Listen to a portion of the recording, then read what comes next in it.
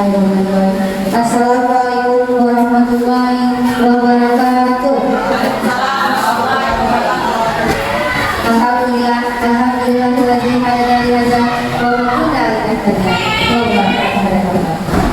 Marilah sama-sama kita panjatkan rasa puji syukur kita atas kehadirat Allah Subhanahu wa taala. Yang mana berkat rahmat beliau pada hari ini kita dapat menghadiri kegiatan inspirasi konsep di budaya positif aksi nyata dari Ibu Octavia SD CPP Angkatan 9 UPT SDN 04 Manado Kabupaten Pesisir Selatan.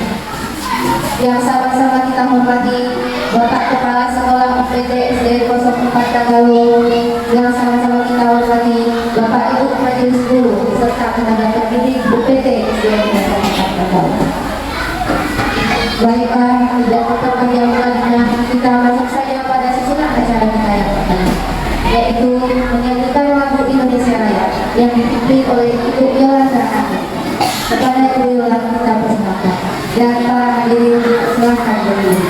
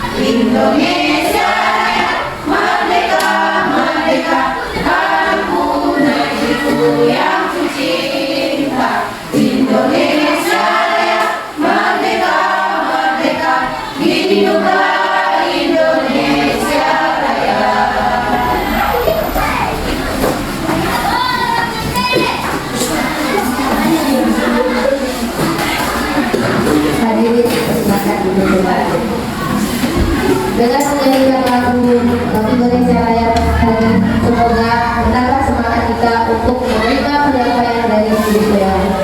Acara selanjutnya atas sambutan dari Bapak Kepala Sekolah UPT SDN 04 Tagalog. Kepada Bapak kita persilakan.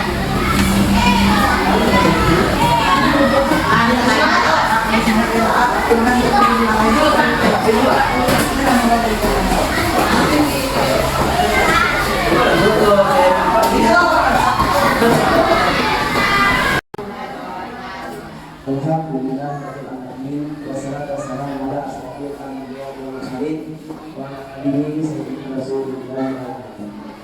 Pertama sekali, marilah kita sama-sama mengucapkan rasa syukur kita kepada Allah Subhanahu wa taala atas limpahan karunia daripada Allah. Alhamdulillah, siang hari ini kita keluarga besar, anak, pendidik dan tenaga pendidikan UPT SD Negeri 04 Tagalog dapat hati dalam doa ini dalam rangka mensupport mengikuti kegiatan daripada saudara kita dan kita Ibu Bella Octavia SPDI, yang mana beliau hari ini sedang mengikuti calon guru penggerak angkatan 9.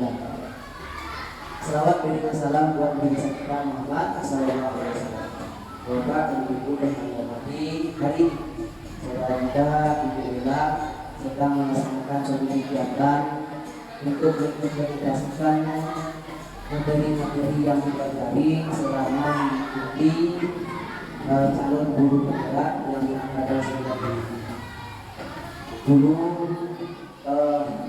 Memang Bapak mengharapkan kepada Ibu Ella dalam melaksanakan kegiatan usaha pada komunitas ini. Alhamdulillah saat sekarang Ibu Ella melaksanakan regulasinya kepada kita berdasarkan modul-modul yang dipelajari baik itu yang daring maupun secara tidak daring. Bapak dan Ibu, pada saat sekarang guru penggerak itu sedang mendapat tempat di pemerintah kita Bapak, dan sedang mendapat tempat dan rangka untuk meningkatkan kompetensi ibu, salah satunya itu ikut guru penggerak. Tadi kami ikut menyaksikan kegiatan di SMP, salam kepala dinas juga demikian. Bahwasanya diharapkan kawan-kawan kita ini ikutlah menjadi guru. Alhamdulillah saat sekarang kita ada untuk angkatan 11 ya. Ibu Yola, Ibu Nuri, dan tidak diberi ada 2 tambah. Mudah-mudahan ini menjadi suatu pemicu untuk maju. Dan Ibu Yola telah dimulai. Mudah-mudahan apa yang Ibu Yola kerjakan dapat manfaatnya bagi diri sendiri, ya, bagi diri sendiri dan bagi teman serta bagi satu pendidikan. Nah, ini dapat sampaikan kepada Ibu Yola, jadilah guru yang bergerak dan menggerakkan. Jangan kita saja yang bergerak tetapi tidak menggerakkan, salah. Jadilah guru yang bergerak dan menggerakkan. Siapa yang digerakkan itu? Ya teman-teman ini. Jangan hanya pribadi kita sendiri. Yang kedua, kalau kita lihat tugasnya memang banyak, tapi tolong pandai-pandai dengan waktu. Ya, pandai-pandai dengan waktu. Cuma kalau tidak pandai-pandai dengan waktu, karena kita posisinya memang sedang aktif di mengejar yang jadi korban itu bisa terdidik keluarga. Memang harus banyak pengorbanan, tapi jangan dirugikan. Untuk itu kita dalam kegiatan mengembangkan aksi nyatanya ini ada implementasinya lah di sektor pendidikan kita ini. Dan kawan-kawan guru semuanya, mari apa yang mungkin dapat kita timba dari penggerak kita yang ada di sini itu mari kita aplikasikan. Oke ya. Nah, angkatan 11 sudah habis. Berarti tinggal masuk angkatan 12. Angkatan 12 sudah berbayar lagi. Ya, angkatan 12 sudah berbayar. Terakhir angkatan 11. Yakinlah Bapak dan Ibu, program pemerintah itu tidak akan pernah merugikan kita. Suatu saat guru penggerak ini mendapat tempat sesuai dengan porsinya nanti. Mungkin kita akan masuk ini, kita masuk itu, tapi satu guru kelas akan sedikit akan terberes. Mau tidak mau, ya harus ikut. Nah, kepada Bapak itulah Bapak minta. Kalau pun tak sempat masuk guru penggerak, ikuti terus PMN. Ya, ikuti terus PMN. Jangan berhenti. Ibu Yola sudah dapat sertifikatnya 9, bagus. Ya, dan sudah. Nah, untuk itu Yuri 2 tambah lagi supaya kita ini benar-benar Bapak dan Ibu di kurikulum merdeka ini di PMN. Nah, jadi mudah-mudahan Ibu Yola dengan aksi nyatanya didiseminasi konsep inti budaya positif. Kalau kita berbicara budaya positif, berarti orang yang menyajikannya harus berpositif thinking selalu. Ya, harus berbudaya positif. Bisa ada berpositif dong. Oke ya, boleh ya. Nah, mulai yang perlu kami sampaikan kepada kawan-kawan semuanya.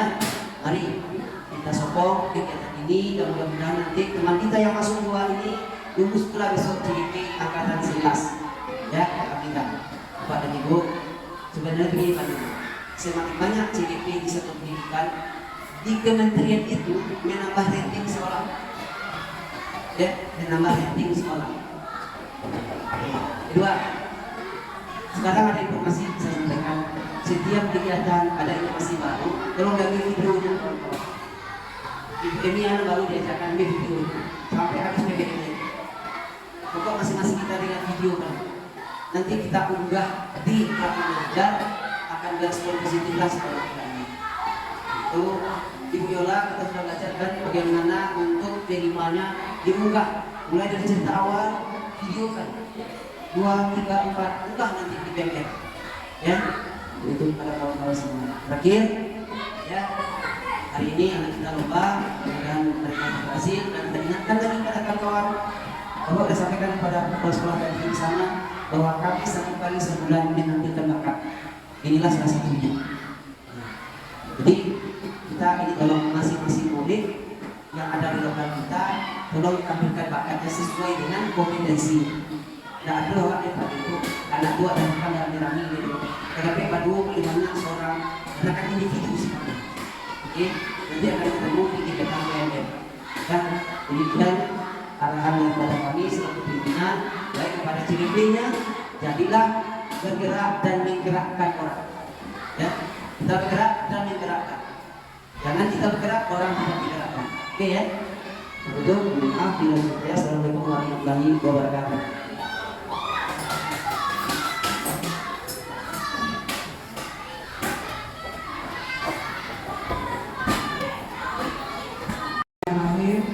Assalamualaikum warahmatullahi wabarakatuh. Alhamdulillah, alhamdulillahirobbilalamin. Assalamualaikum warahmatullahi wabarakatuh. Liyuzhirahu ala dinihi wa kafa billahi shahida. Asyhadu an la ilaha illallah wahdahu la syarika lah. Asyhadu anna Muhammadan abduhu wa rasuluh la nabiyya ba'dahu amma ba'du. Puji syukur berlangsung yang saya ucapkan kehadirat Allah Subhanahu wa taala. Berkat rahmat Allah kita bisa berkumpul dan alhamdulillah Bapak dan Ibu hadir untuk acara kita pada siang hari ini. Salawat dan yang salam juga tidak bosan-bosannya kita hadiahkan buat junjungan kita, ukhuwah kita, teladan kita semua ini kalau bukan Nabi Muhammad SAW. Allahumma sholli ala Muhammad wa ala ali Muhammad. Yang sama-sama kita hormati Bapak Kepala BTSDN Kosong Halo, dan yang sama-sama kami hormati Bapak Ibu Majelis Guru, pendidik dan tenaga pendidikan yang hadir pada siang hari ini. Sebelumnya Ibu, Bapak-bapak, sebelumnya dulu saya ucapkan terima kasih yang terendah buat yang pertama buat kepala sekolah Bapak Effendi yang sudah mendukung kegiatan yang saya kerjakan dari awal sampai akhir. Alhamdulillah beliau sangat mendukung. Kemudian juga saya ucapkan terima kasih kepada Bapak dan Ibu guru yang hadir pada hari ini secara tidak langsung, berarti sudah alhamdulillah sudah mendukung apapun yang saya lakukan. Kemudian dan kedua, saya di sini bukan sebagai menggurui, cuma kita berbagi ilmu, berbagi apa yang sudah saya dapat, saya coba ibaskan kepada teman-teman semua. Baik, untuk kali ini materinya adalah tentang diseminasi konsep inti budaya positif, itu terdapat dalam modul 1.4. Salam datang Bapak Ibu guru hebat, salam dan bahagia. Mungkin sebaiknya sebelum kita mulai kita ice breaking dulu biar nggak tegang-tegang mengenai Bapak Ibu. Ya, yang biasa yang simpan saja seperti ini. Kita angkat tangannya semuanya. Ya, biasa biar relax. Ini Bu, buka tutup, bertepuk tangan. Buka tutup, tangan di pinggang, gulung kanan, gulung kiri, lalu tertawa. Gulung kanan, digulung kiri, sekali lagi. Terima kasih Bapak Ibu semua. Tepuk tangannya mana dulu. Baik, mari kita belajar bersama, berkolaborasi, saling mendukung dan mewujudkan disiplin positif di sekolah kita. Mudah-mudahan dengan saling mendukung, saling berkolaborasi, semoga penerapan disiplin positif ini bisa terlaksana di sekolah kita dan bisa berbudaya di sekolah kita. Ini adalah rancangan tindakan untuk aksi nyata hari ini. Latar belakangnya adalah belum menyeluruhnya pemahaman warga sekolah, terutama guru, tentang penerapan konsep-konsep inti budaya positif di sekolah seperti disiplin positif, motivasi, perilaku manusia, posisi kontrol, pembuatan keyakinan kelas atau sekolah, dan penerapan segitiga restitusi. Adapun ini masanya adalah berkoordinasi dengan kepala sekolah, kemudian berkoordinasi dengan teman sejawat, menyusun keyakinan kelas, hasil keyakinan kelas ditempatkan kelas masing-masing. Dan latar belakangnya yaitu meningkatkan pengetahuan dan pemahaman tentang budaya positif, kemudian terbentuknya motivasi intrinsik pada murid Adapun tolak ukurnya adalah terlaksananya diseminasi konsepsi budaya positif di sekolah. Yang kedua, terbentuknya keyakinan kelas melalui kesepakatan kelas, dan murid dan guru konsisten menjalankan keyakinan kelas yang sudah disepakati. Kemudian terlaksananya penyelesaian masalah menggunakan segitiga restitusi.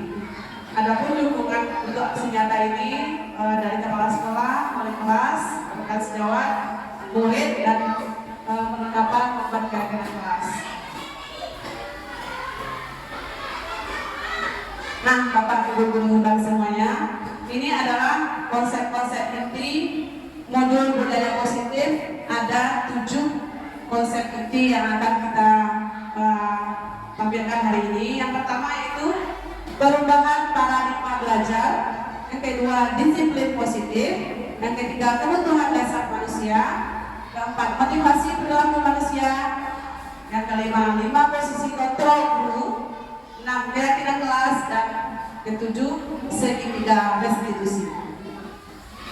Kita masuk pada pembahasan yang pertama, perubahan paradigma belajar.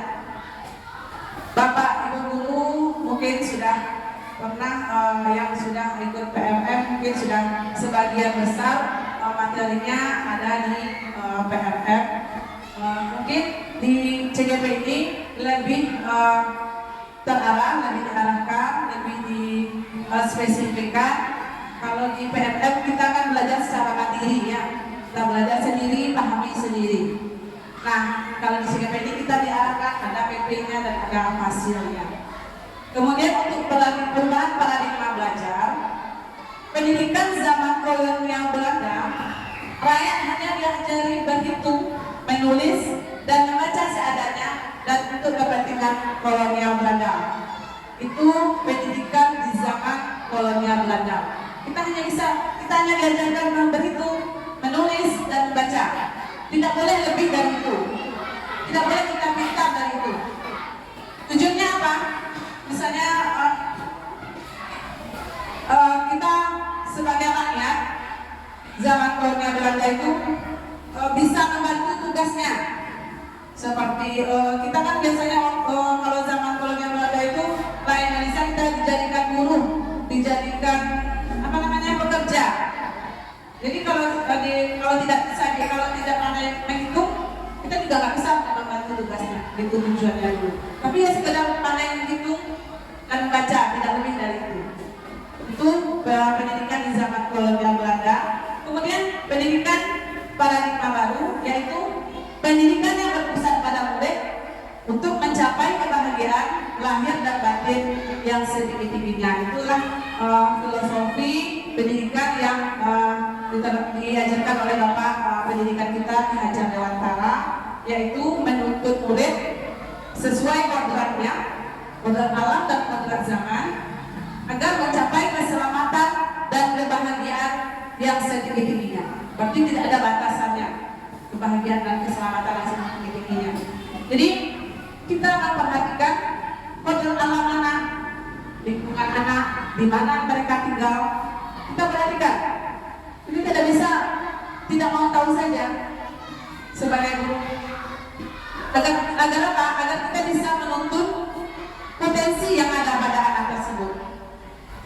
Kemudian kita juga memperhatikan kodrat zaman. Seperti saat ini kita sama-sama tahu teknologi sudah semakin canggih. Kalau kita tidak memperhatikan kodrat zaman, kita tidak mengikuti perkembangan zaman, jangan sampai anak yang mengajari kita tentang teknologi. Ya udahlah, nggak usah lah pakai ini, pakai video segala macam. Anak dulu tahu dari TikTok dan lewat. Dari lagu-lagu anak kelas 1 saja tidak disuruh hafal dia semuanya. Lagu-lagu TikTok itu dia nyanyikan. Berarti dia lebih cepat apanya dari kita. Cepat angkatnya, cepat kalau untuk teknologi dia lebih cepat daya serapnya itu lebih cepat untuk teknologi. Jadi kita sebagai guru tidak boleh melek teknologi itu ganteng ya. Harus keluar dari zona nyaman kita, harus mau tidak mau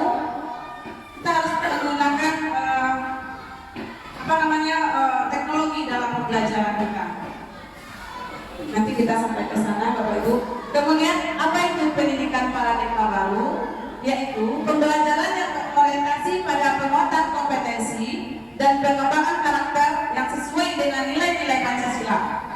Pembelajaran paradigma baru memastikan praktik pembelajaran yang berpusat pada murid, yang mana setiap murid belajar sesuai dengan kebutuhan dan tahap perkembangannya untuk mewujudkan profil pelajar Pancasila. Nah, Bapak Ibu guru hebat semuanya, kita sama-sama sudah tahu dan sudah belajar kemarin-kemarin tentang profil pelajar Pancasila, dan untuk mewujudkan itu kita harus berkolaborasi sama-sama bagaimana kita bisa menciptakan murid yang berprofil pelajar Pancasila. Ada 5 dimensi. Yang pertama, beriman dan bertakwa kepada Tuhan Yang Maha Esa dan berakhlak mulia, bergotong royong, mandiri, apalagi udah terakhir, bertolak lintas dan berkebinekaan global. Itu yang kita harapkan ada pada diri dan diri siswa kita.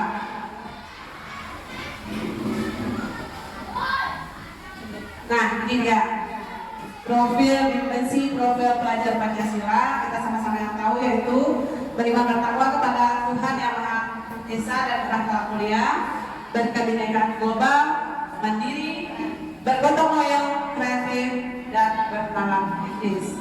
Ini kita harapkan ada pada diri siswa kita. Kita lanjut, materi selanjutnya adalah tentang disiplin positif. Disiplin positif itu sebagai pendidik, tujuan kita adalah menciptakan anak-anak yang memiliki disiplin diri sehingga mereka bisa berperilaku dengan mengacu pada nilai-nilai kebajikan universal dan memiliki motivasi intrinsik. Motivasi intrinsik ini adalah motivasi dari dalam dirinya. Ya, bukan ekstrinsik. Disiplin positif merupakan salah satu penerapan disiplin yang bertujuan untuk menemukan kesadaran anak untuk melakukan sesuatu tanpa hadiah, ancaman maupun hukuman. Berarti kita menyadarkan, meminta anak mengeluarkan pendapatnya itu berasal dari dalam dirinya sendiri. Penanaman nilai-nilai kebajikan itu dari dalam dirinya sendiri, bukan karena guru memberi hadiah baru dia berbuat baik, bukan karena guru menghukum baru dia mau menjalankan tugas, atau ancaman-ancaman lain, tapi itu adalah murni dari diri dia sendiri untuk melakukan kebajikan-kebajikan seperti disiplin itu seperti contohnya aja membuang sampah ke dalam tempatnya. Kalau tidak ada guru, yang sampah itu tetap dia masukkan ke dalam tong sampah. Nanti jangan ada guru baru dia masukkan, berarti itu karena dia takut atau karena dikasih disuruh berdiri atau ke depan, nanti siapa yang berani mau kasih hadiah.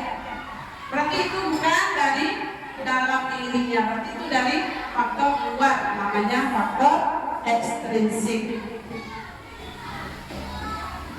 Adapun kebutuhan dasar manusia itu ternyata ada 5. Sebagai manusia, ini adalah kebutuhan dasar yang harus terpenuhi. Yang pertama, kebutuhan bertahan hidup. Itu udah jelas sekali ya Bapak Ibu. Semua manusia pasti membutuhkan kebutuhan yang pertama, yaitu bertahan hidup dengan cara makan dan minum, kemudian tidur. Ya, itu adalah kebutuhan bertahan hidup, itu adalah kebutuhan pokok yang tidak kita penuhi. Kalau kita tidak makan gimana Bapak Ibu? Mati, lemas. Itu kebutuhan wajib setiap manusia. Kemudian kebutuhan yang kedua adalah kebutuhan rasa kasih sayang dan rasa diterima.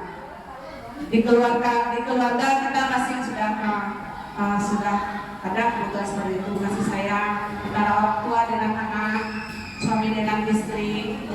Kemudian, nah, anak-anak juga butuh seperti itu, Bapak Ibu Guru semuanya. Anak-anak juga butuh kasih sayang. Kita kan orang tuanya di sekolah. Ya Bapak Ibu, anak-anak itu butuh rasa diterima, dihargai, disayangi. Kemudian kebutuhan yang ketiga yaitu kesenangan. Ini apa yang dia senangi itu yang akan dia lakukan. Seperti contohnya di kelas, misalnya anak itu senangnya lari-lari, itu negatif ya Bapak Ibu. Sebenarnya kita kan bisa arahkan ya. Misalnya dia anak itu senangnya menggambar, kemudian senangnya olahraga, kita yang akan menuntunnya. Nah, kita yang akan memenuhi kebutuhan tersebut. Kemudian kebutuhan yang ketiga adalah kebebasan. Ada anak yang tidak suka dikekang. Dia sudah terbiasa bebas di sini bukan berarti dia bebas berbuat semaunya ya. Bebas di sini dia boleh berekspresi sesuai passion dirinya, tapi kita tetap arahkan, tetap kita tuntun anak tersebut. Kemudian yang kelima adalah penguasaan. Ini kebutuhan dasar yang kelima adalah penguasaan. Semua manusia ini adalah mempunyai kebutuhan, berarti semua manusia akan merasakan kelima kebutuhan tersebut. Ya, tidak harus berkuasa menjadi penguasa, presiden atau bupati segala macam. Setidaknya dia bisa menguasai dirinya sendiri, mengarahkan dirinya sendiri. Kemudian bisa mengarahkan ke arah yang lebih baik maksudnya. Kita lanjut. Materi tentang motivasi. Motivasi adalah dorongan yang timbul pada diri seseorang secara sadar atau tidak sadar untuk melakukan suatu tindakan dengan tujuan tertentu.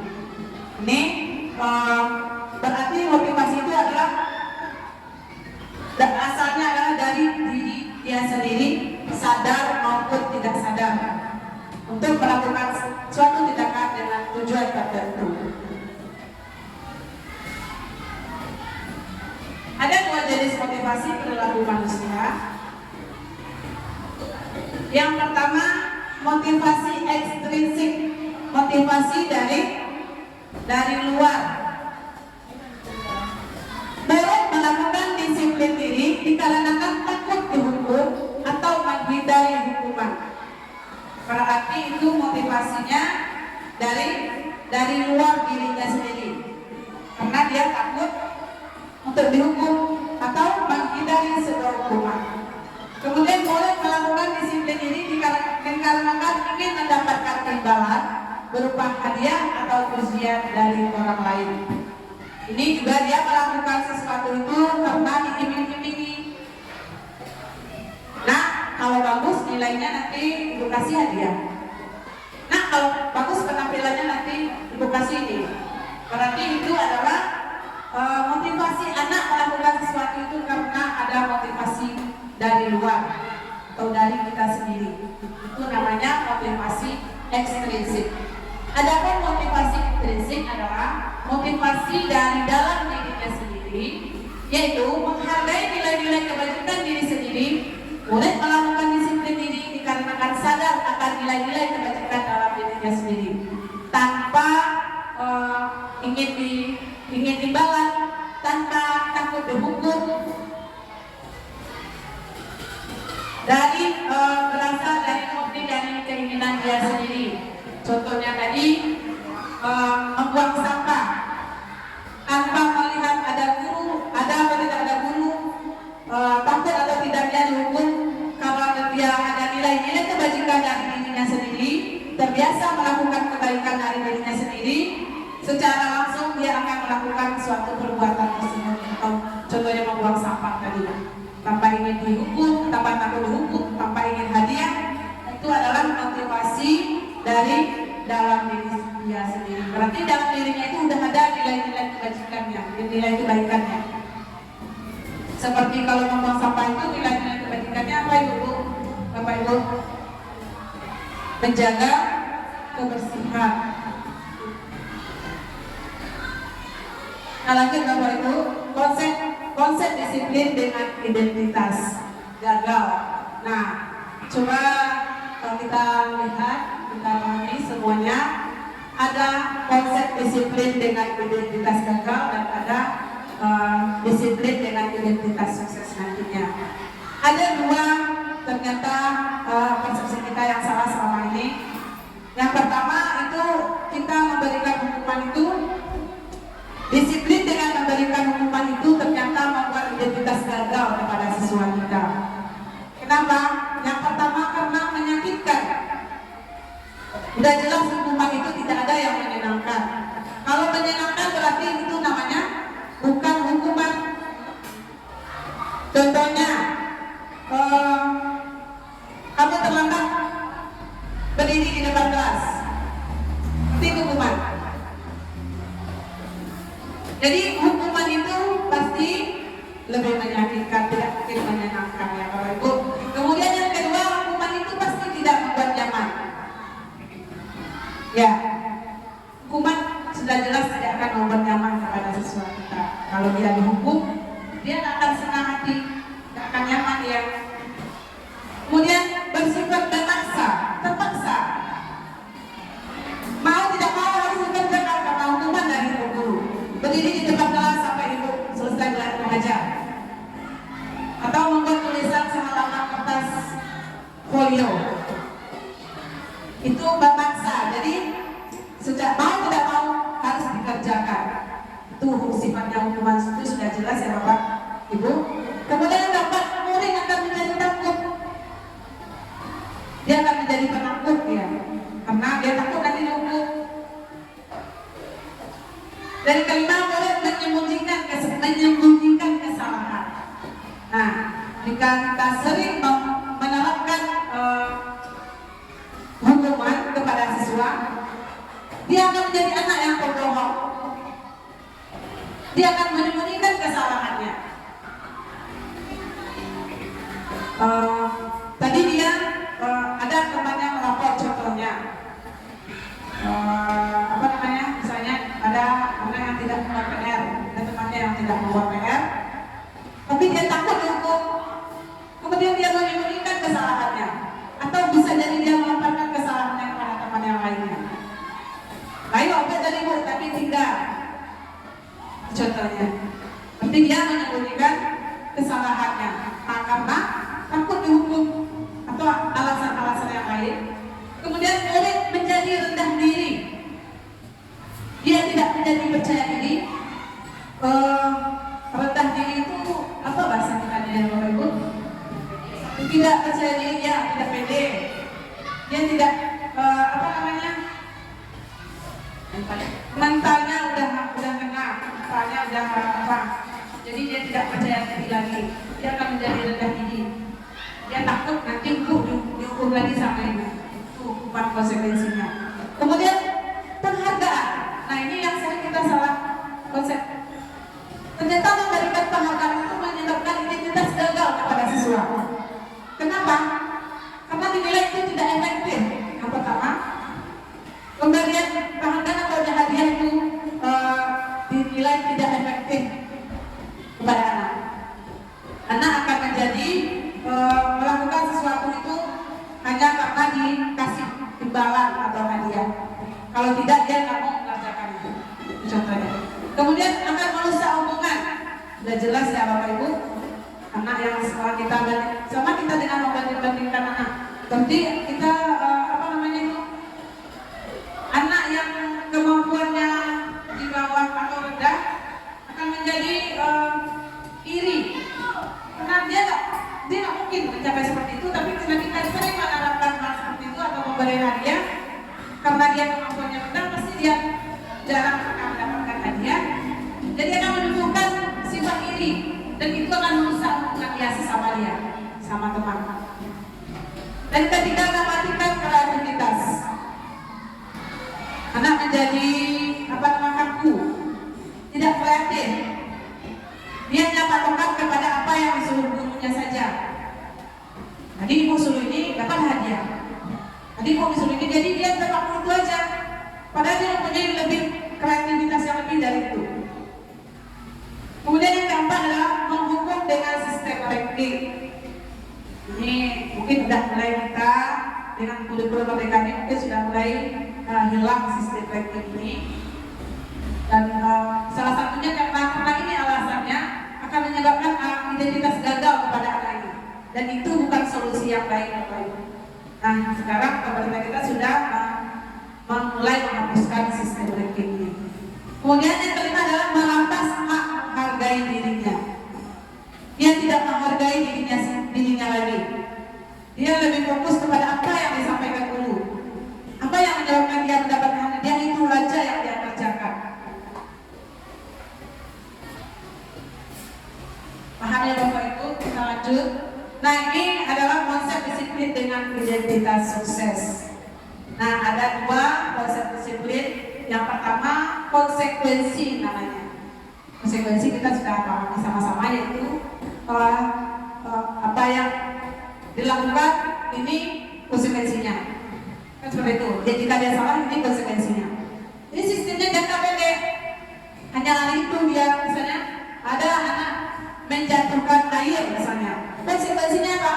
Dilap, dibersihkan. Ya, itu saja. Udah sampai situ saja konsekuensi. Kemudian dia jatuhkan air lagi, dilap lagi. Kalau dia melakukan kesalahan, kamu tadi apa tadi misalnya ya? Contohnya menjatuhkan pot bunga. Konsekuensinya apa? Ganti bunganya, ganti potnya dulu.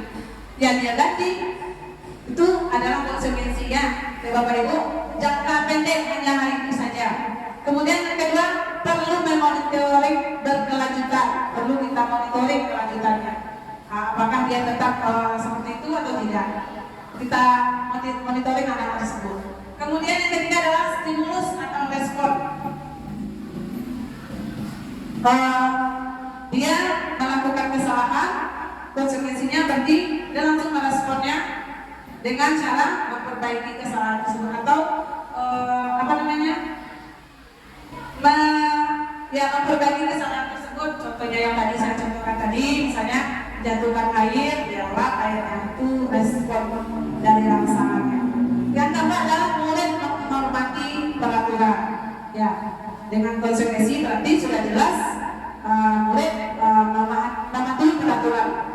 Kalau dia misalnya ada nih, contohnya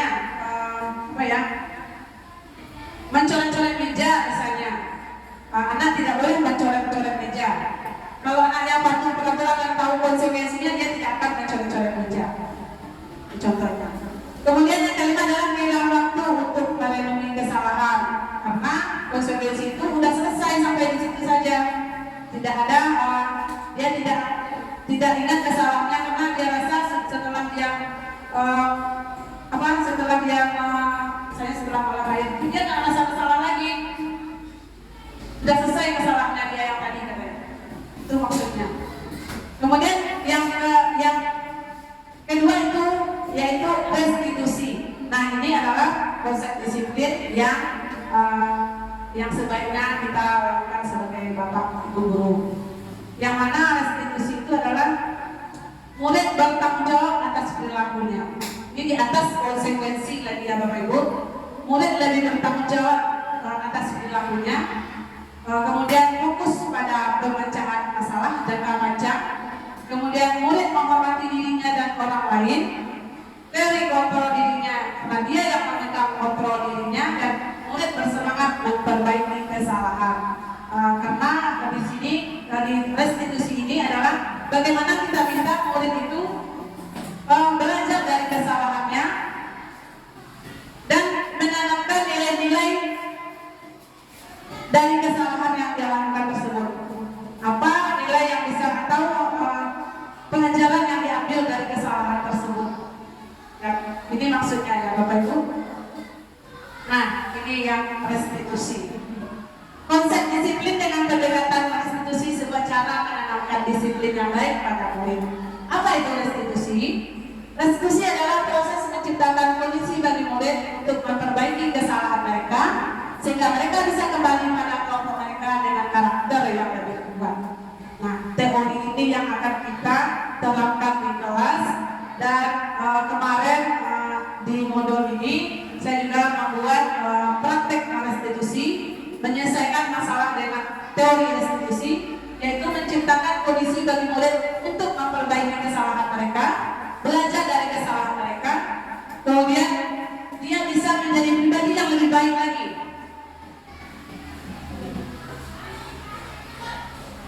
Adapun ciri-ciri restitusi ada 7. Yang pertama, menguatkan dan fokus pada solusi, bukan fokus pada masalah. Ya Bapak Ibu, bagaimana solusinya? Apa solusi dari masalah yang sudah dia buat? Apa solusi dari kesalahan yang dia buat? Kita kembalikan ke dia dulu, ke anaknya. Kemudian fokus pada karakter, bukan tindakan. Nah, karakter itu kita fokus pada sifatnya. Apakah ada keinginan dia untuk memperbaiki kesalahannya atau tidak?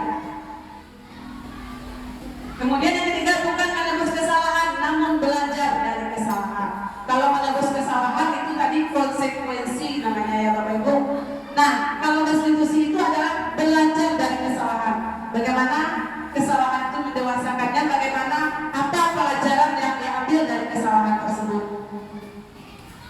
Kemudian mencari kebutuhan dasar yang mendasari tindakan. Yang kelima, restitusi itu tawaran, bukan paksaan. Ya, kita sebagai guru menawarkan apa solusinya. Kamu kalau udah berbuat seperti ini, gimana seharusnya? Kita yang akan menanyakan kepada anak. Bukan memaksa, bukan kehendak kita sebagai guru. Kamu kalau salah, kamu gini. Bukan seperti itu. Kita lagi yang menanyakan apa solusinya. Sekarang kamu udah memotong misalnya kesalahannya. Nah, sekarang gimana cara menyelesaikannya? Kita minta dulu pendapat anak tersebut. Kemudian memperbaiki hubungan. Restitusi itu sifatnya adalah memperbaiki hubungan, bukan memperburuk hubungan. Dan yang ketujuh adalah menuntut untuk melihat ke dalam dirinya. Ternyata dari restitusi ini kita bisa mengarahkan anak, menuntut anak, ternyata sifatnya seperti apa dan nilai-nilai apa yang sudah dia tanamkan dan belajar dari kesalahan tersebut. Nah, ini contoh kasusnya.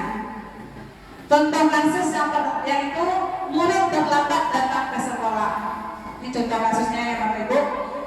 Hukuman sudah jelas, misalnya murid disuruh berdiri di depan kelas selama 15 menit. Guru marah-marah terhadap murid sehingga murid menjadi takut dan murid disuruh menulis saya tidak akan terlambat lagi sebanyak 100 kali misalnya. Itu contohnya. Itu adalah salah satu hukuman jika murid terlambat datang ke sekolah. Kemudian konsekuensi jika murid datang terlambat ke sekolah, contohnya guru memberikan konsekuensi untuk tetap berada di kelas selama jam istirahat berlangsung. Misalnya tadi dia terlambat 1 jam pelajaran. Nah, kamu terlambat 1 jam pelajaran, konsekuensinya kamu harus keluar setelah 1 jam pelajaran selesai. Jadi dia tinggal sendiri di kelas, itu konsekuensinya. Berarti konsekuensi ini apa yang dia lakukan kesalahannya, dia bayar kesalahannya, itu maksudnya ya Bapak Ibu. Kemudian guru tegas dan siswa taat aturan walaupun dia dalam keadaan terpaksa. Selanjutnya teori restitusi jika murid terlambat ke sekolah adalah guru menanyakan keyakinan kelas. Berarti Bapak Ibu semua, kita memang diwajibkan, diharuskan membuat keyakinan kelas. Masing-masing kelas harus membuat keyakinan kelas. Keyakinan kelas ini dibuat pada awal pembelajaran atau tahun ajaran. Nah, jika anak bersalah, kita langsung menanyakan keyakinan kelasnya. Poin-poin nilai-nilai kebajikan itu kita tuangkan dalam keyakinan kelas. Kemudian guru membantu siswa menyelesaikan masalahnya, dan guru terbuka dan siswa menghormati dirinya dan orang lain. Sifatnya restitusi ini adalah kita kembalikan kepada anak dan bagaimana dia akan kita lihat dari dalam dirinya gimana dia cara menebus kesalahan tersebut. Bapak Ibu semua, ini adalah 5 posisi kontrol seorang guru. Nah, kita bisa refleksi diri kita di posisi mana kita sekarang. Posisi yang pertama adalah sebagai pengikut, yang kedua pembuat merasa bersalah, yang ketiga posisi sebagai teman, yang keempat pemantau, yang kelima adalah sebagai manajer. Baik Bapak Ibu semua, kita lihat videonya sama-sama dulu, nanti kita simpulkan sama-sama.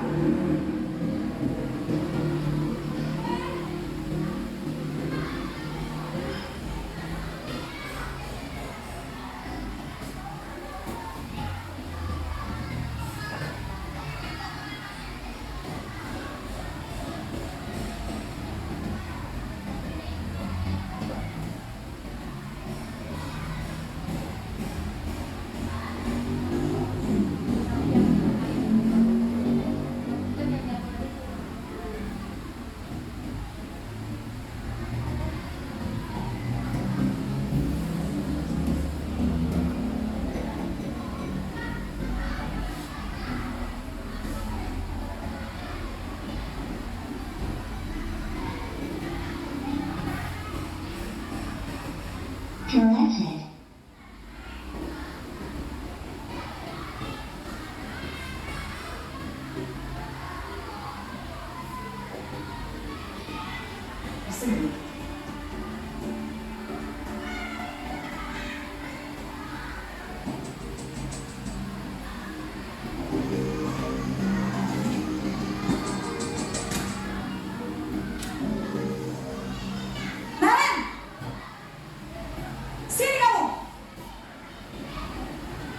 Selamat pagi Bu.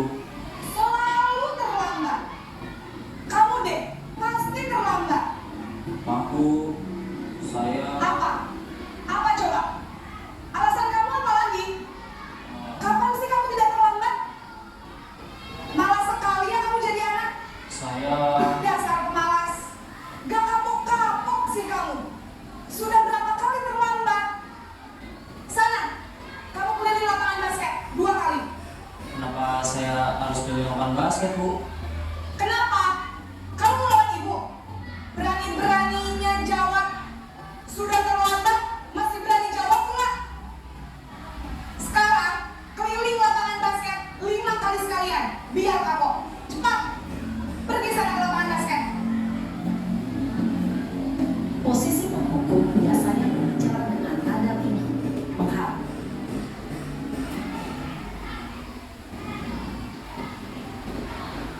Dik, menunjuk-nunjuk, menyakiti, dan menyindir. Hukuman bisa berupa fisik maupun psikis. Ibu dan bapak guru hebat. Dampak yang terjadi pada murid ketika guru berada pada posisi penghukum adalah murid cenderung akan memberontak, bahkan menyimpan dendam.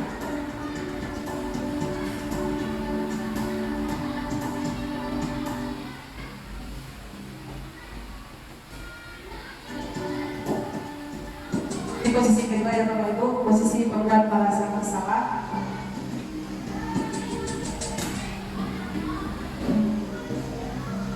Naren!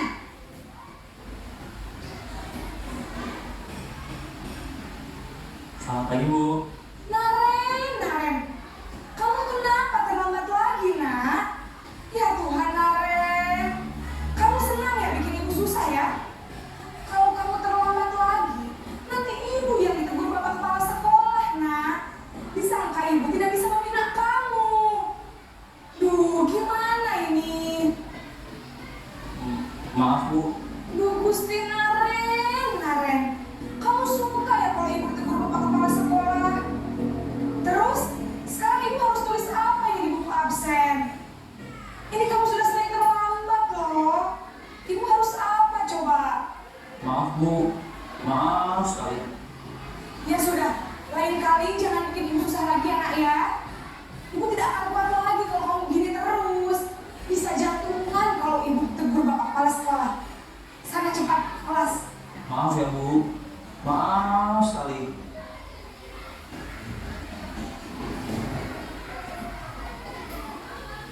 Dua videonya nanti kita lanjutkan.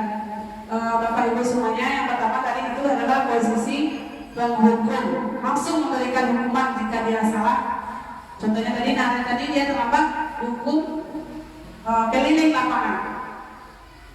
Bantah lagi, ditambah lagi keliling lapangan hukumannya. Itu udah jelas membuat anak menjadi pemberontak.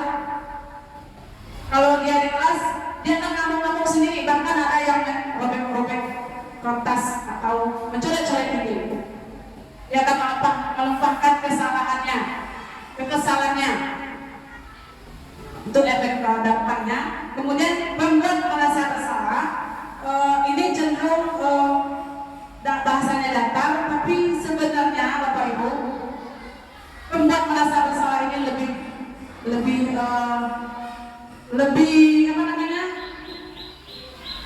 lebih jahat atau lebih itu dari penghukum. Kenapa?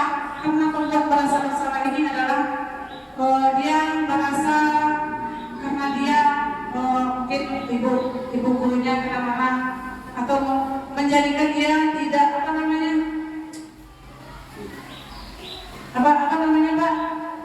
Ya, tidak sportif. Dia menjadi menyalahkan dirinya sendiri atas kesalahannya itu. Karena misalnya seperti tadi gurunya mengatakan nanti ibu dimarahi bapak kepala sekolah.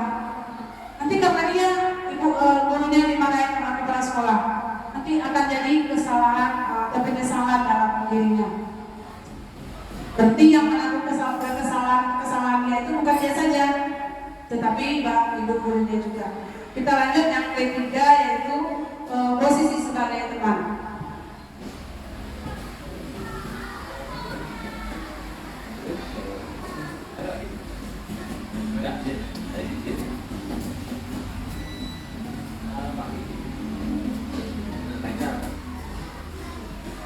Maaf ya Bu. Setengah. Dan Dia biar gak terlambat lagi.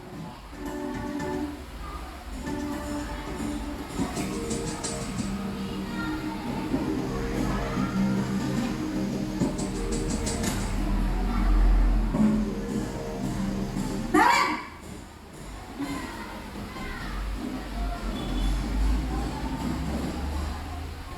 Selamat pagi. sekolah dengan guru Tuan Arab. Iya Bu, habis ibu saya lupa bangunkan saya Bu. Kamu malah menyalahkan ibu kamu. Kamu bukannya anak yang paling kejam. Kok terlambat sih? Iya Bu, saya memang terlambat bangun tadi. Jadi biarpun saya lari kencang, tetap gak kekejar Bu. Ya sudah sana. Nanti lain kali larinya lebih kenceng lagi ya. Biar gak terlambat lagi. Bikin seneng ibu demi ibu. Bisa kan? Bisa lah Bu. Ya sudah sana masuk kelas. Ibu beresin urusan absen kamu. Kamu ini ada-ada saja. Dalam posisi teman, guru berbicara dengan nada suara ramah, akrab, cenderung bersenda gurau untuk menjaga suasana tetap santai. Murid akan merasa senang, aman, dan akrab dengan guru. Identitas yang tercipta adalah identitas sukses atau berhasil. Namun, perlu diingat, karena ini masih dorongan eksternal, maka ada faktor ketergantungan dari murid kepada orang tertentu. Di sini, guru absennya, sehingga di lain waktu, murid bisa berperilaku baik, namun hanya kepada orang-orang tertentu saja.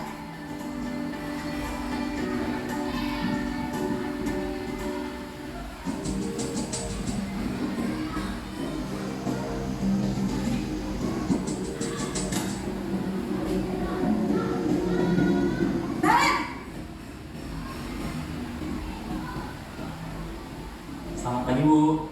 Ini adalah posisi teman Apa peraturan sekolah kita tentang jam berapa kita harus masuk sekolah, Nak? Kita harus di sekolah jam 7 Bu. Iya betul, sekarang sudah jam 7.20. Naren sudah tahu konsekuensinya jika terlambat hadir. Paham Bu, saya harus tinggal kelas pas jam istirahat selama 20 menit. Iya benar, konsekuensinya demikian. Jadi nanti jam 9.30 pas istirahat, kamu harus tinggal di kelas, kerjakan tugas tambahan untuk kepentingan ketinggalan kamu, ya. Baik Bu. Posisi pemantau mengandalkan penghitungan atau data untuk mengontrol murid. Guru mengarahkan murid berdasarkan peraturan dan konsekuensi. Seorang pemantau menunjukkan bahasa tubuh dan ekspresi wajah yang datar dan cenderung formal.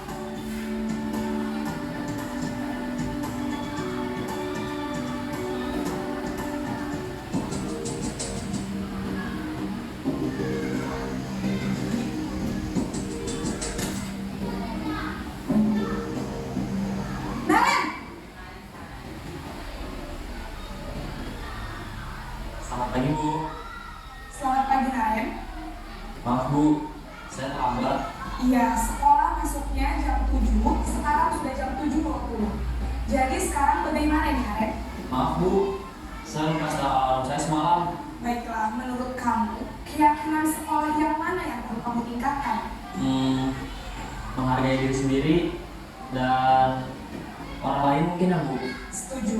Jadi, apakah Naren meyakini prinsip saling menghormati tersebut? Iya Bu, saya meyakininya. Apakah Naren bersedia memperbaiki masalah keterlambatan ini? Bersedia Bu. Bagaimana kamu akan memperbaiki masalah keterlambatan ini? Saya akan coba untuk tidak lupa menyetel alarm saya Bu. Baik, kalau Naren lupa menyetel alarm di rumah, ada orang yang kira-kira bisa bantu mengingatkan tidak?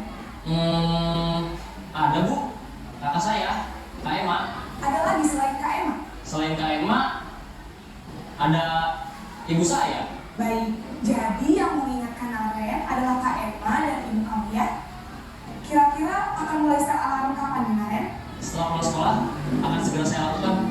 Baik, jadi Naren akan setel alarm untuk bangun besok pagi dan akan diingatkan oleh kakak dan ibu dan Naren ya. Ada lagi yang mungkin perlu dilakukan Naren agar tidak terlambat bangun lagi. Tidak ada Bu.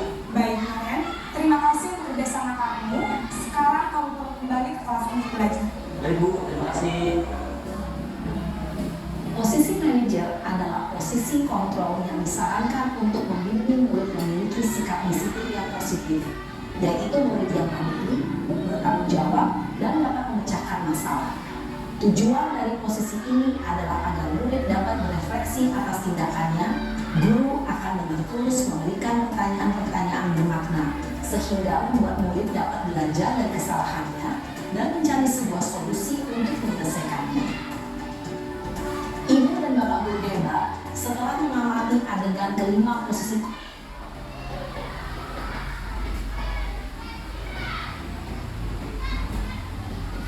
Baik Bapak Ibu guru semuanya, kita tadi sudah sama-sama melihat video tentang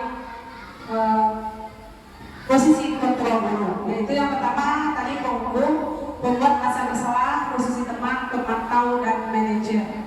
Nah, pengukur dan pembuat merasa bersalah tadi sudah saya jelaskan. Kemudian posisi teman, guru menganggap murid itu sebagai teman. Sebagai teman saling mengingatkan, murid akan bergantung dan dampaknya adalah murid akan bergantung pada guru, satu orang atau dua orang guru atau guru-guru tertentu saja. Siapa guru yang menganggapnya teman, dia akan bergantung pada guru tersebut. Kemudian murid menjadi tidak mandiri karena ketergantungan itu dia menjadi tidak mandiri. Kemudian pemantau, murid akan menghitung konsekuensi dan hadiah tanpa memahami sepenuhnya nilai kebajikan yang ditujunya. Kalau pemantau di sini adalah sama dengan konsekuensinya. Jika dia berbuat salah, apa konsekuensinya? Jadi kalau guru pemantau di sini, jika anak tersebut berbuat salah, apa konsekuensinya tadi? Nah, kalau terlambat, dia tinggal di kelas selama 20 menit untuk menebus kesalahannya. Itu adalah guru sebagai pemantau. Kemudian yang terakhir adalah sebagai manajer. Sama-sama kita lihat di video tadi ya Bapak Ibu. Guru tidak fokus kepada masalah, tapi fokus pada solusi atau pemecahan masalah. Guru meminta siswa untuk bagaimana dia bisa menjadi bertanggung jawab terhadap kesalahannya, belajar dari kesalahannya, dan menanamkan nilai-nilai kebaikan yang dia dapat dari kesalahan tersebut. Nah, Bapak Ibu semuanya, kita bisa berefleksi di mana posisi kita sekarang, posisi apa kita sekarang ini, di dalam posisi yang guru seperti apa kita sekarang ini. Kita bisa renungkan sama-sama dan kita bisa belajar untuk menjadi posisi yang ideal adalah sebagai seorang manajer. Dan alhamdulillah sedikit banyaknya saya sudah mulai mencoba menerapkan posisi tersebut yang sebenarnya sebelum kita juga sering sebagai penghukum itu tidak menampilkan karena kita mungkin juga pernah di posisi tersebut, bahkan masih di posisi tersebut sampai sekarang. Jika anak salah, hukum; jika terlambat, hukum; jika tidak bikin PR, hukum. Apa hukumannya? Itu tergantung gurunya masing-masing. Kemudian pembuat merasa bersalah atau kita sebagai teman, kita sering menempatkan anak sebagai teman, dampaknya itu anak itu tergantung kepada kita. Dia tidak mandiri, dia tahu dari gurunya yang akan dialami nanti. Kemudian pemantau itu guru yang selalu menanyakan konsekuensi dari setiap kesalahannya. Dan semoga kita bisa belajar dan mengintrospeksi diri, merefleksi diri, menjadi menempatkan posisi kita yaitu sebagai guru yang ideal, yaitu sebagai manajer bagi siswa kita. Bukan kita menunjukkan kesalahannya, memaki-maki anak tersebut bersalah, tidak. Kita arahkan dia, tanyakan keyakinannya, apa nilai-nilai kebaikannya yang bisa diambil dari kesalahan, dan mengajarkan anak itu bertanggung jawab terhadap kesalahan yang dia lakukan. Kita lanjut Bapak Ibu. Nah, ini adalah salah satu contoh menerapkan posisi sebagai manajer, yaitu membuat keyakinan kelas. Nah, tadi ya dari awal sudah kita bahas yaitu tentang keyakinan kelas. Nah, jika kenapa keyakinan kelas, kenapa tidak peraturan kelas atau tata tertib kelas? Nah, pasti ada teman-teman atau Bapak Ibu yang menanyakan kenapa tidak peraturan kelas, kenapa tidak tata tertib kelas? Selama ini kita tahu adalah tata tertib kelas, peraturan kelas. Nah, sekarang adalah keyakinan kelas. Coba kita lihat Lucy gambar di atas di depan. Mengapa kita memiliki aturan memakai helm pada saat naik sepeda motor? Dan kenapa kita dulu saat pandemi senantiasa pakai masker? Kita diharapkan dulu pakai masker. Nah, itu peraturan atau keyakinan Bapak Ibu? Peraturan atau keyakinan? Peraturan. Kita lihat ya Bapak Ibu. Nah, kenapa kita pakai helm? Apa jawabannya Bapak Ibu? Kenapa kita pakai helm kalau pakai kendaraan? Untuk keselamatan. Kenapa kita pakai masker? Untuk kesehatan. Nah, keselamatan dan kesehatan itu adalah nilai-nilai kebajikan atau keyakinan. Nilai-nilai keselamatan dan kesehatan ini yang disebut dengan suatu keyakinan, yaitu nilai-nilai kebajikan universal yang disepakati secara tersirat dan tersurat, lepas dari latar belakang suku, negara maupun agama. Seseorang akan lebih tergerak dan bersemangat untuk menjalankan keyakinannya daripada hanya sekedar mengikuti serangkaian peraturan.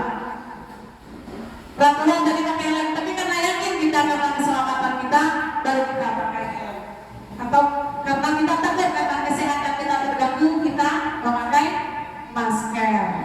Ya, Bapak Ibu.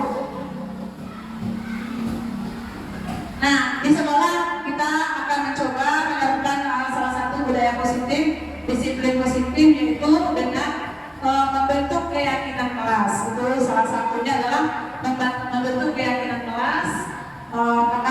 Karena dirasa sangat penting di dalam kelas, bukan hanya sekedar apa saja peraturan yang ditetapkan di dinding, bukan, tapi lebih ke dalam nilai-nilai yang akan kita terapkan pada siswa kita.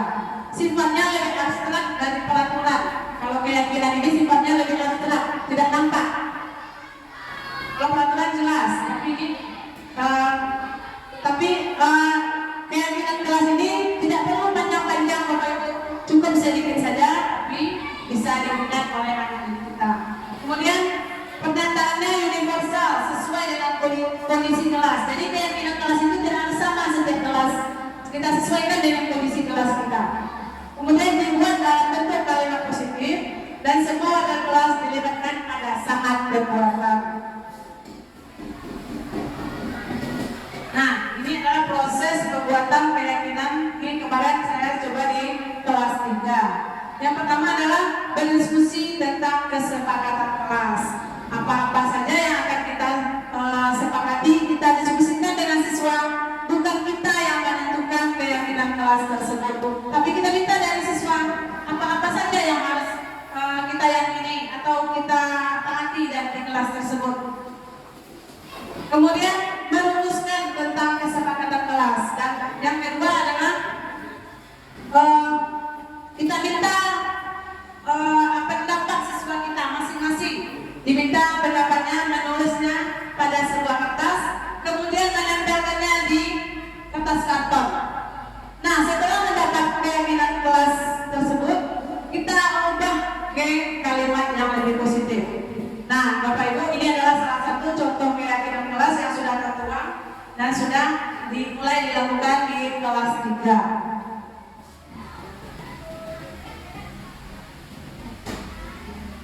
Nah, ini adalah contoh keyakinan kelas 3 yang sudah disepakati, yaitu yang pertama, berdoa sebelum dan sesudah belajar. Kedua, menjaga kebersihan kelas. Berarti kalau ada anak yang buang-buang sampah di dalam di dalam laci, berarti sudah melanggar keyakinan yang kedua, yaitu menjaga kebersihan kelas. Ketiga, mengikuti pelajaran dengan penuh perhatian. Berarti kalau dia berisik, berarti tidak memperhatikan. Yang keempat, saling menghormati dan menyayangi. Nah, yang mengganggu teman itu kita masuk nilainya adalah saling menghormati. Kalau ada anak-anak kita yang suka mengganggu teman, suka ngomong jelek atau membuli teman, itu masuk kepada keyakinan yang keempat, yaitu saling menghormati dan menyayangi. Yang kelima adalah disiplin. Nah, tentang waktu, kalau terlambat gimana.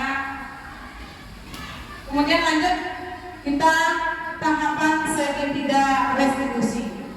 Ada 3 tahapan segitiga restitusi, yaitu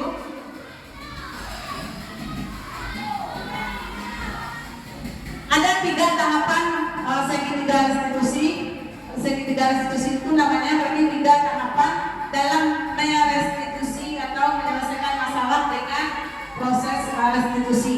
Yang pertama adalah memvalidasi kebutuhan atau memvalidasi tindakan yang salah anak tersebut. Misalnya dia berantem atau menangis atau sudah memukul temannya, kita tanyakan, kenapa kamu memukul teman? Saya kesal, Bu. Saya diejek atau dibully atau segala macam, misalnya. Dia pukul temannya. Saya kesal, Bu. Saya sakit hati, saya tidak terima. Gimana kita memvalidasinya? Benar. Nah, kalau diketahui yang kita sakit hati, ibu juga diejek-ejek, ibu juga sakit hati. Itu salah satu bentuk pengucapan memvalidasi kebutuhan siswa tersebut. Kita memahami perasaannya dengan kata-kata seperti itu. Kemudian yang kedua kita lakukan adalah menstabilkan identitas. Kemudian setelah kita tanya, kemudian apa yang kamu lakukan? Apa sebaiknya yang kamu lakukan jika sudah seperti itu? Jika temanmu memukul kamu, apakah yang harus kamu lakukan? Atau temanmu mengejek kamu, apa harus dipukul? Tidak, Bu, saya sama, Bu. Pasti dia akan jawab seperti itu. Kemudian kita yang ketiga, menanyakan keyakinan. Nah, disinilah kita letaknya sebagai guru manajer, menanyakan keyakinan. Kalau memukul teman itu bagus tidak? Baik tidak? Tidak, Bu. Nah, nanti kalau diejek teman, kamu gimana? Kita tanyakan lagi dia. Masalahnya apa solusi yang harus dia lakukan jika dia diejek lagi? Oh, saya nggak diejek, Bu, atau saya bilang sama ibu nanti kalau ada teman yang ejek saya. Nah, kita minta dia mencari solusi dari permasalahan tersebut, anak tersebut. Nah, Bapak Ibu semuanya, ini adalah kesimpulan dari tujuan kita yang disiplin positif, yaitu agar terbentuk murid-murid yang berkarakter, berdisiplin, santun, jujur, peduli, bertanggung jawab, dan merupakan pembelajaran sepanjang hayat sesuai dengan standar kompetensi lulusan yang diharapkan. Bapak Ibu semuanya, mungkin sekian penyampaian tentang disiplin positif dari saya. Bapak, apakah ada pertanyaan atau apa masukan dari Bapak dan Ibu guru? Ya, silakan Bu Lili.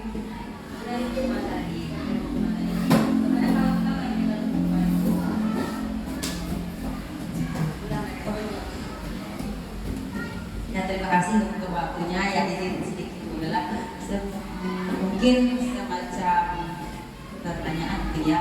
Nah, mengenai hukuman yang kita berikan ke murid tadi, kan intinya itu kan memang tidak boleh. Jadi kan hukuman itu katanya tadi mematikan karakter, terus membuat siswa misalnya takut gitu.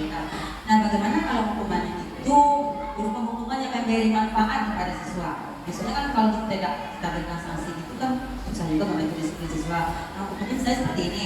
Misalnya anak melanggar keyakinan kelas kita, seperti misalnya yang tidak buat PR atau terlambat atau misalnya punya kesalahan lah. Misalnya kita berikan hukum yang bermanfaat atau misalnya menghafal, misalnya seperti menghafal ayat tertentu, misalnya 1 ayat atau 2 ayat. Kalau hukuman seperti itu ya kalau menurut saya sih tidak membuat murid takut kepada gurunya. Itu kan di samping dia hukuman, tapi dia secara tidak langsung dia mendapatkan manfaatnya. Hukuman seperti itu yang kita berikan kira-kira bagaimana? Terima kasih Bu Yuni, pertanyaan sangat bagus. Berarti anak tersebut dihukum dengan hal yang positif. Berarti itu maksudnya ya. Sebenarnya kita kembali kepada poinnya tadi tentang hukuman. Sifatnya itu menyakitkan, membuat anak tidak nyaman.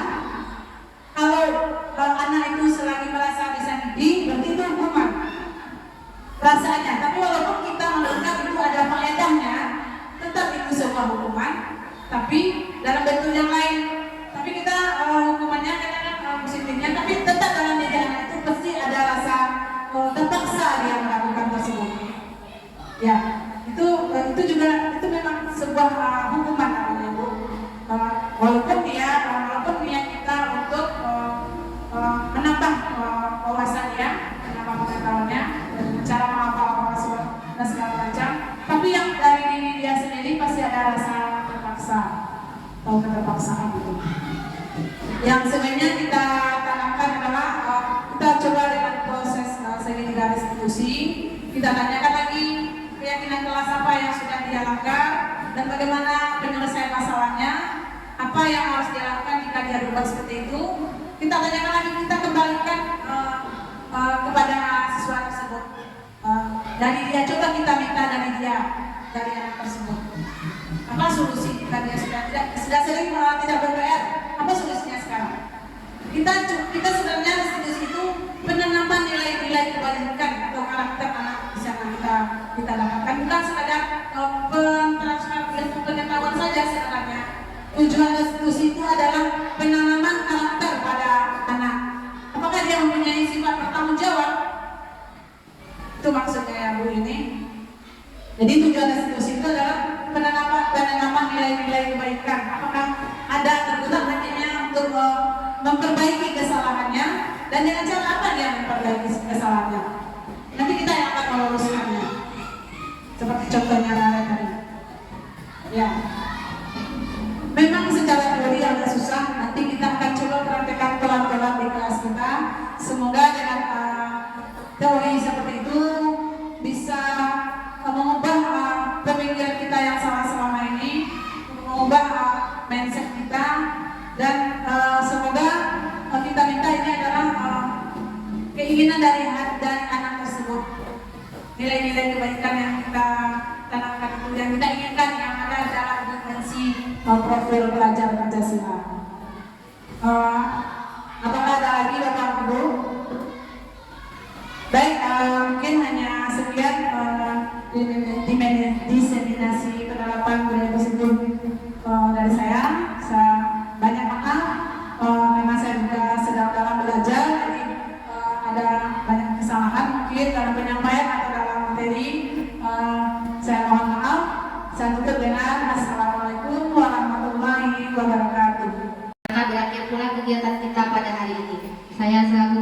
Allah.